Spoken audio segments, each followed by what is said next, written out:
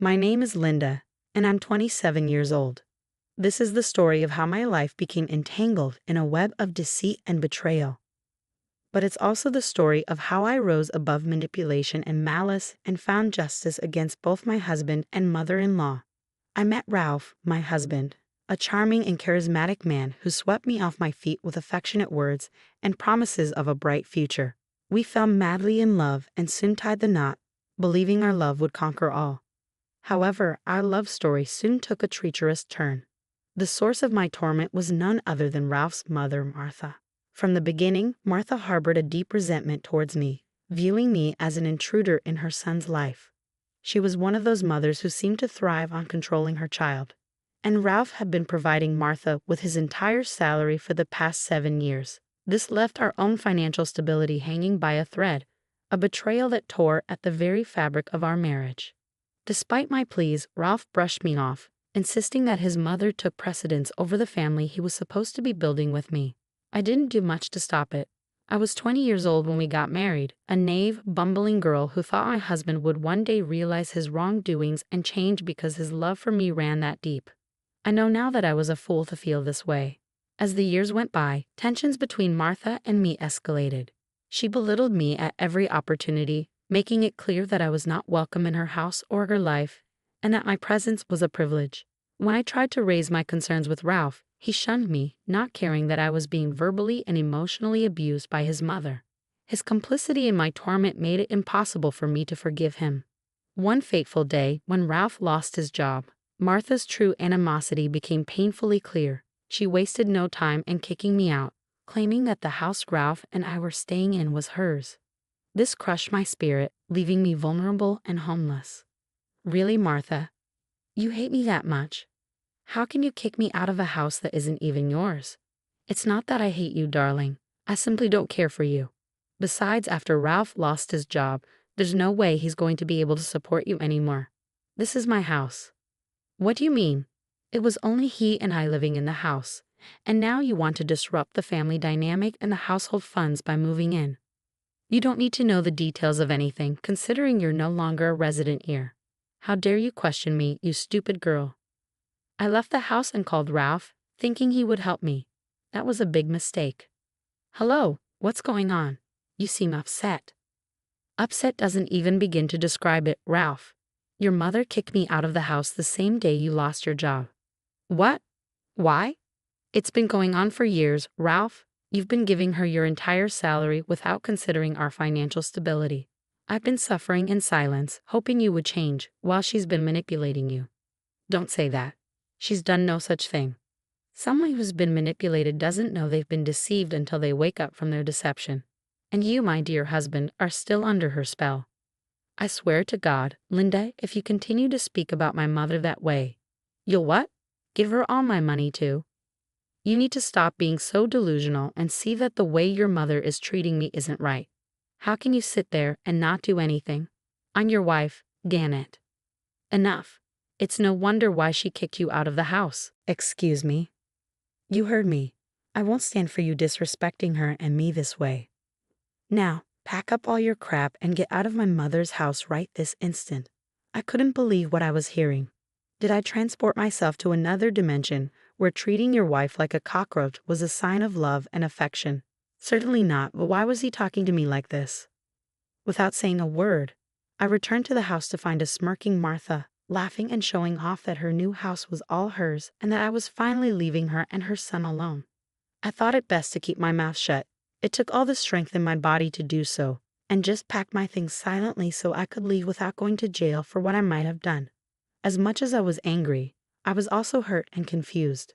What sort of mother-in-law would treat her daughter-in-law this way? I sought refuge with a friend, nursing my wounds and gathering the shattered pieces of my life. The despair fueled a fire within me, a determination to seek retribution for the injustice I had suffered. I couldn't let Martha's actions go unanswered. I also couldn't let my foolish husband Ralph off the hook. They both had to pay. My friend kept telling me I couldn't let these actions go unpunished, further fueling the fire. So I decided to return to the house to give that woman a piece of my mind. For the second time that day, I stood in front of Martha's house, my heart pounding with a mixture of nervousness and determination. It was time to confront her and make her face the consequences of her actions. As I stepped inside, a wave of memories flooded over me. This house had been a place of pain and manipulation, but very soon it would become a symbol of my victory. "What are you doing here, Linda? You have no right to be in my house." "Oh, I think you'll find that I do, Martha. After all, it was your actions that led me here." Martha's face contorted with surprise and disbelief. She had expected me to cower, to run away defeated, but little did she know I had found my strength. "You think you can just waltz in here and take what you want? You're nothing but a leech, Polly." "No, Martha, I'm no longer the timid woman you could manipulate. I've grown stronger, and I've had enough of your games. You used my husband's salary to build this house, and now it's time for me to take control. You're delusional if you think you can outsmart me. I've been manipulating people my entire life."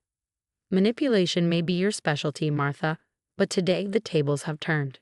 You underestimated me just as you underestimated the power of a woman who has been pushed to her limit." As we engaged in a battle of words, the tension in the room grew palpable. This wasn't just a confrontation between two individuals, it was a clash of wills, a fight for justice. "You may have won this battle, Polly, but the war isn't over. I'll make sure you regret this." "We'll see about that, Martha. I've spent years living under your shadow, enduring your abuse, but today I'm reclaiming my life, my happiness, and my freedom. Your reign is over. Have the day you think you deserve." With those final words, I turned away from Martha, leaving her stunned and defeated. As I walked out of the house, a sense of triumph filled my heart. It was a small victory, but it was a step towards a future free from manipulation and pain. The road ahead would still be challenging, but I was no longer afraid. I had confronted my tormentor, and in doing so, I found my strength. I believe in the power of karma, and boy, oh boy, did I find something that I could use to my advantage. As I was leaving the property, I saw a couple of contractors hammering in a big red sign that said auction on my mother-in-law's front porch. Was she auctioning off the place so soon? But why? This obviously piqued my curiosity, and considering what I knew about her shady business deals, her auctioning off the house might have been part of her ploy all along. What if she was trying to cover her tracks by selling the house? I returned to my friend and revealed the new information. She too thought that everything was just a bit too shady. But I was lucky to find her doing this because that was when I thought of the perfect revenge. I did some more research to confirm if Martha was indeed auctioning off the house, and it was true. She was holding an auction for it, and it was happening the very next day. This made my suspicions grow more and more. I knew that I had to sabotage it somehow and get to the bottom of whatever shady practice was going on. The next day, I stumbled upon an auction notice for Martha's house. It was a stroke of fate, an opportunity to turn the tables and regain control over my destiny. With a newfound sense of purpose, I meticulously planned my revenge. I studied the housing market, calculated the maximum bid I could afford, and prepared myself to confront Martha in the most unexpected way. Little did Martha know that I had risen from the ashes, transformed by the strength that adversity had bestowed upon me. I walked into the auction room, my heart pounding with a mixture of nervousness and determination. But of course, I was stopped by the people who had made my life a living hell for the past 7 years. "Oh, for the love of, what are you doing here? You're obsessed with this, aren't you? I told you not to be here. I'm still very upset with you." "Yeah, well, the feeling is mutual, believe me. I'm here for the auction." They both gasped in unison. "Yep, I have every right to be here just like everyone else. So if you don't like it, then you can take it up with the police after I file a report for harassment." "Huh? You think that you can buy this house? You must be out of your mind, sweetie. Should I kick her out? Meh. Don't bother. She's just embarrassing herself by being here anyway. It's not like she can afford this place." "We'll see about that." We both stormed off to our designated locations, and Martha was glaring at me. I kept my composure though, trying my best to fit in with the crowd. As the bidding began, I locked eyes with Martha, a glimmer of defiance and triumph shining in my gaze. The atmosphere in the auction hall was charged with anticipation. Bidders eagerly gathered, their eyes fixed on the stage where the prize house would soon be up for grabs. I stood there, my heart pounding with a mix of nerves and determination. "Ladies and gentlemen, we have an exquisite property on the market today. Up for auction is a beautiful mid-century modern house with a rich history. Let the bidding begin." As the bidding commenced, I played my cards strategically. Knowing Martha's shady financial past, I had discreetly leaked information about her alleged embezzlement, casting a shadow over the property's reputation. Potential buyers hesitated, unsure of the risk involved. It was my chance to strike. We have a bid of $200,000. Do we have any higher bids? Crickets. No one raised their paddle. What is happening? Why aren't people bidding higher? This is my house. Looks like your secrets have a way of catching up to you, Martha. No one wants to buy this house at a higher price because of the shadiness behind it all. Martha's face turned red with fury as the realization dawned on her. Just as she had tried to control our lives for years, I could see the panic in her eyes. A glimpse of vulnerability that had been hidden beneath her incessant manipulations. Linda, we need to talk. This isn't right. Save your apologies, Ralph. It's too late for that. You had 7 years to stand up for me, to prioritize our happiness. Now it's time for me to take charge of my own life. You conniving little. Save your insults, Martha. Your reign of control ends here. This house will be a symbol of my victory, a reminder that I will no longer be silenced or cast aside. I put up my paddle, and the auctioneer said, "Do I hear $300,000, folks? No one? Okay, $200,000 going once, twice, and it's sold." And just like that, a house worth well over $1 million was sold for $200,000, and it was all mine. I couldn't believe it. People began to make their way to the exit, unimpressed with the way things turned out, considering the news of the alleged embezzlement that had reached their ears shortly before the bidding. Martha's face twisted with anger and disbelief. She lashed out, desperate to regain control over the situation. "You think you've won, Linda? This house means nothing. You'll never be able to afford its upkeep and taxes. You'll regret this." "Oh, Martha, don't worry about me. I have plans in place, and this house will be a stepping stone to a better future. As for regrets, well, they belong to those who've lost everything, just like you." With those final words, I turned my back on Martha, leaving her seething with rage. She was screaming and crying as Ralph tried to console her. But they just looked like a whole mess. The victory was mine, and it tasted sweeter than I could have imagined. As I walked away from the confrontation, a sense of liberation washed over me. I had reclaimed my power, broken free from the chains of manipulation. Ralph tried to approach me, his face filled with remorse and desperation. But I held my ground, refusing to be swayed by his empty promises. "It's over, Ralph. I won't be a pawn in this toxic game any longer. We're done. I'll send over the divorce papers once I settle down in my new home." But where will we live? Honestly, you need to be worrying more about that embezzlement accusation than anything else, because at this rate, both of you will be living in jail. Linda, don't do this. Too late. Already did it. Have a nice life, Ralph, and tell your mother that rage is so not her color. At this, Martha shrieked some more. She was completely furious, and I was enjoying every bit of it. She did her best to deal with the embezzlement claims. But at this rate, whether they were true or not didn't matter. Her image had already been dragged through the mud, considering her not-so-savory outburst during the auction. People saw an unhinged and aggressive woman and wanted to steer clear of that as best as possible. With my head held high, I walked away from the crumbling remnants of my past.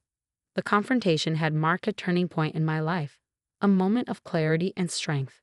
I knew there would be challenges ahead, but I was ready to face them with newfound resilience. Revenge had brought me to this point, but it was self-empowerment and the pursuit of my happiness that would carry me forward. The aftermath of my revenge left an indelible mark on all our lives. As the highest bidder, I now owned Martha's house, the very same place she had kicked me out of. It was a bittersweet victory, a symbol of my triumph and resilience. I poured my energy into building a new life for myself, one where I was in control of my destiny. I established a small business selling crocheted clothes, pouring my creativity into every stitch. Word spread quickly, and my business began to thrive. The community embraced my creations, and my customer base grew steadily. Supporting my business, your love and encouragement mean the world to me. I would tell my customers, and I meant every word. As my business expanded, I found myself in the market for more properties. The once shabby apartment Martha and Ralph were forced to rent was now a constant reminder of their downfall. No one in the community trusted them, and they had become outcasts. Ralph would still call me from time to time, begging to come over just so that he and Martha could have a hot shower. But I refused. I can't believe how everything fell apart, Linda. I never imagined it would come to this. Those are simply the consequences of your selfish and greedy actions. You should have stood up for me all those years ago. You should have told your mother that what she was doing wasn't right. Their lives had unraveled like a snowball effect, growing in ferocity, intensity, and grandeur. The consequences of their betrayal echoed through every aspect of their lives. They were on the brink of a trial that would further expose their deceit, drawing more notoriety to their name. The weight of their actions bore heavily upon them, leaving them with a lingering sense of emptiness and increased frustration and malice. One day she herself called me. "I have lost everything, Linda. My son doesn't love me anymore. I've lost the community's trust. I'm left with nothing. You have to help me. The consequences of your choices have caught up with you, Martha." But this was never solely about revenge. It was about seeking justice and reclaiming my power. "I hope that you get everything that you deserve, be it good or bad." The community rallied behind me, offering support and admiration for my resilience, which also brought in more customers to my business. Through my success, I found a newfound understanding of my own strength and determination. The sense of closure I had yearned for was finally within my grasp. As I gazed upon the properties I now owned, I realized that revenge had propelled me forward, but it was my perseverance and resilience that brought me true fulfillment. The past had shaped me, but it would no longer define me. With each passing day, I embraced the beauty of my journey, leaving the shadows of betrayal behind.